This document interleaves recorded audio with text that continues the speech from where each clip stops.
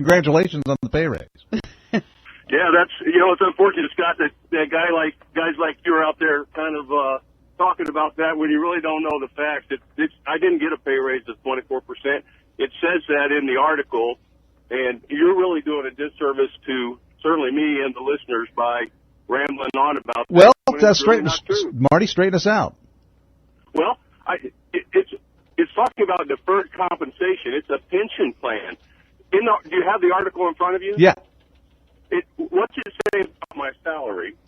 It says it decreased 1% over the last year, correct? Yes.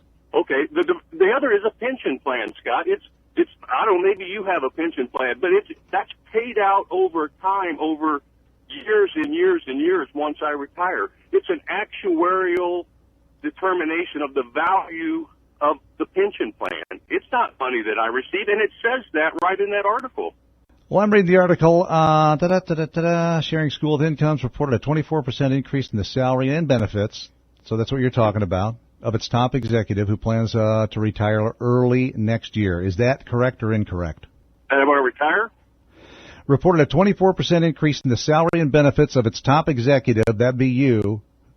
Is that correct or incorrect? No, it's not correct. It's a pension plan. The compensation is what you saw earlier. And if you read down further in that article and what the auditor said about the article, it says that is not money that I received.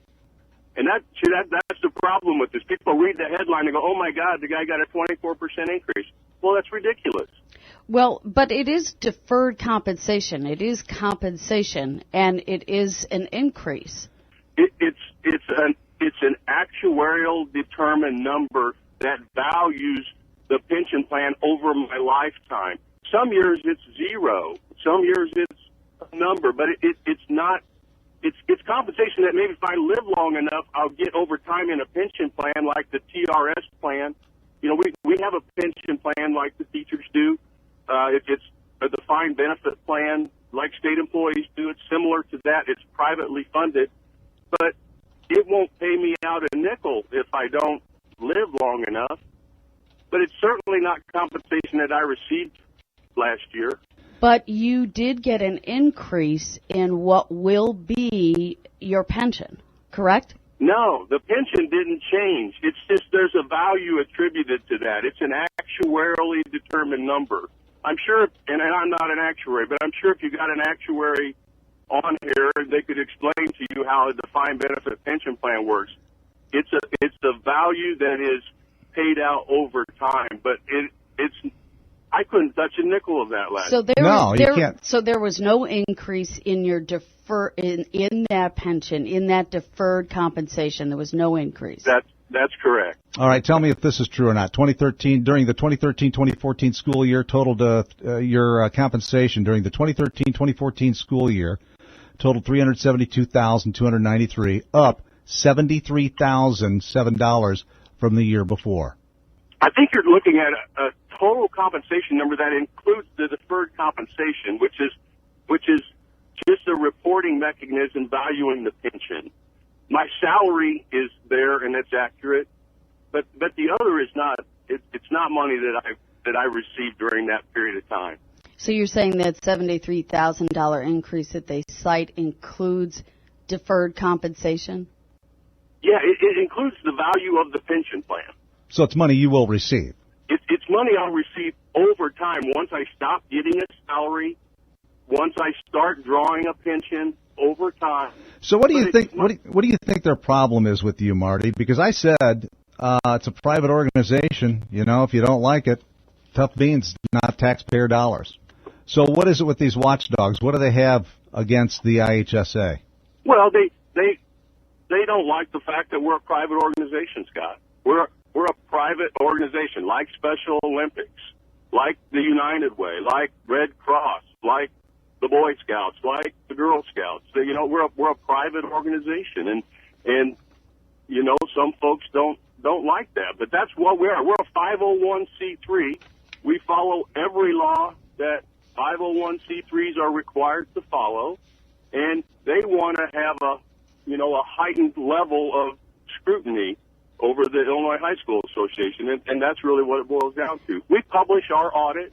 It's on our line. You can go on our line online today and look at our audits over the last several years. We're not hiding anything from these folks. So a lot of the evaluation that people are supposed to look at when they're considering donating to, say, a charity or nonprofit is what percentage of the revenue brought in goes to administration. So in the case of the IHSA, what would you say that is? Well, we have a budget of about $11 million, and our salaries probably salary somewhere $2 million something. When you're talking about straight salary and benefits to people, it's probably somewhere around $2 million. So I'm 20.